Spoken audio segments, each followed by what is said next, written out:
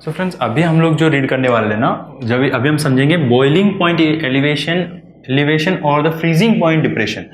ये जो दोनों प्रॉपर्टीज है ना, ये एक साथ में वर्क करती है। मैं आपको बताता हूँ, ये एक दूसरे के ऑपोजिट है। जैसे कि क्या होता है ना, बॉइलिंग पॉइंट एलिवेशन हमें कब जरूरत पड़ेगी, जैसे हम लोग ने इससे पहले जब हम लोग ने देखा था लोअरिंग ऑफ वेपर प्रेशर में क्या देखा था कि अगर कोई भी वॉलेटाइल सॉल्वेंट के अंदर अगर हम लोग कोई भी सब्सटेंस ऐड करते हैं जो नॉन वॉलेटाइल है, तो वो उसका वेपर प्रेशर को लोअर कर देता है।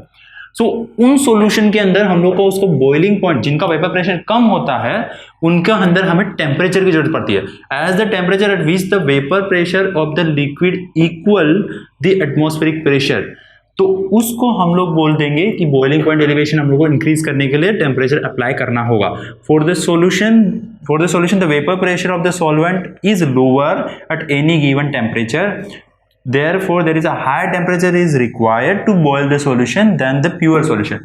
ऐसे सॉल्यूशन जिनका वेपर प्रेशर लो होता है तो उनको हमें अप्लाई करना पड़ता है temperature, so that they can get boiled, and the solution जितना टेम्परेचर जरूरत पड़ता है प्योर सॉल्यूशन के लिए, उससे ज्यादा टेम्परेचर हमें नॉर्मली उन सॉल्यूशन के लिए लगेगा जो सॉल्वेंट जिन सॉल्वेंट का लोअर होता है वेपर प्रेशर। सो उस एग्जाम्पल के तौर पर मैं आपको इसको हम लोग और बेटर तरीके से एक चार्ट से एक्सप्लेन समझने की कोशिश करेंगे। सबसे पहले हम यहाँ पर एक ड्रॉ किया है, ये एटमॉस्फेरिक प्रेशर है जो ये लाइन रिप्रेजेंट करती है, increasing the atmospheric pressure. Here is the temperature, जो ये टेम्परेचर बढ़ रहा है। ओके, सो अभी दो सॉल्यूशन लेंगे। अगर सपोज करते हैं हम लोग एक सॉल्यूशन लिया है, ये हमारा प्योर सॉल्यूशन है, ये हमारा प्योर सॉल्यूशन हो गया, जो कि नॉर्मली हमारा जो प्योर सॉल्यूशन होता है उसको कम टेम्परेचर पे ये यहाँ पे 25 डिग्री सेल्सियस के ऊपर इवापोरेट हो गया। ओके, बट अगर हम लोग नॉन वोलेटाइल सब्सटेंस लेंगे तो उसको हाई एटमॉस्फेरिक प्रेशर लगेगा, साथ में उसको टेम्परेचर भी ज़्यादा की जरूरत पड़ेगी। सो ये इतना टेम्परेचर उसे रिक्वायर होगा नॉर्मली उसको इवापोरेट होने के लिए। सो ये यहाँ पे अगर हम लोग देखेंगे तो उनका वेपर प्रेशर जो है वो इक्वल है, लेकिन टेम्परेचर जो है उनको हाई देना पड़ेगा सो दैट वो इवापोरेट हो सके। सो ये हमारा एग्जांपल हो गया बॉइलिंग पॉइंट एलिवेशन के लिए। बॉइलिंग पॉइंट एलिवेशन का रिलेटिव जो एक्सप्रेशन है वो ऐसे रिप्रेजेंट किया जाता है, relative temperature will be equal to the I kb m। m will be the molality, kb will be the boiling point evaluation constant, and I will be the Wantoff's factor। if you remember, I क्या था, जो हमारा dissociation जो factor था वो हमारा I था। जितने भी डिसोशिएशन फैक्टर यहाँ पे अप्लाई होता है, क्योंकि जितने भी जो भी हमारा इसके अंदर जो भी सॉल्वेंट रहेगा वो डिसोशिएट होने वाला रहेगा, तो हम लोग उसको I में यूज करेंगे।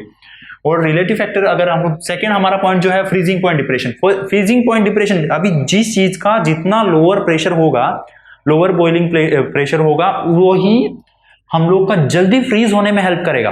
बिकॉज जो चीज वेपोरेट नहीं हो रही तो वो कंडेंस इजिली होगी। सो कंडेंस होने के टाइम पे addition to the solvent will be decrease the vapour pressure and also the decreasing the freezing point. अगर ऐसा नॉर्मल फ्रीजिंग पॉइंट और मेल्टिंग पॉइंट जिसका रहेगा, उसमें अगर आप कोई सॉल्यूट इंक्रीज डालोगे जो कि वेपर प्रेशर को डिक्रीज करेगा, सो वो फ्रीजिंग पॉइंट को इंक्रीज करेगा। सिंपली आप इससे समझ सकते हो, अगर प्योर सॉल्वेंट है तो उसको कम प्रेशर पे भी वो इतना जल्दी होगा, लेकिन उसको जितना ज्यादा प्रेशर अप्लाई होगा उतना ही जल्दी वो फ्रीज होगा।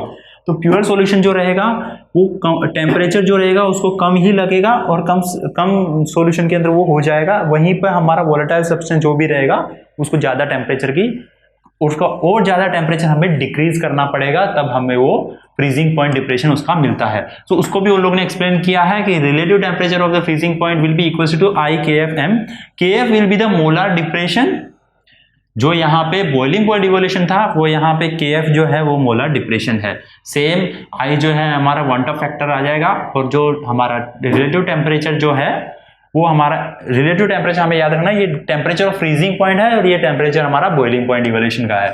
सो ये जो हमारे जो थे चार प्रॉपर्टीज जो आज हम लोग ने कंप्लीट कर लिए हैं, जो है हमारी कोलिगेशन प्रॉपर्टीज ऑफ द सॉल्यूशन, चार है। अगर आपको याद रखना, ऑस्मोटिक प्रेशर है, सेकंड आपको जो मिलेगा वो हमारा बॉइलिंग पॉइंट लोअरिंग जो हमारा था लोअरिंग ऑफ वेपर प्रेशर था, उसके बाद हमारा बॉइलिंग पॉइंट एलिवेशन है और फ्रीजिंग पॉइंट डिप्रेशन है।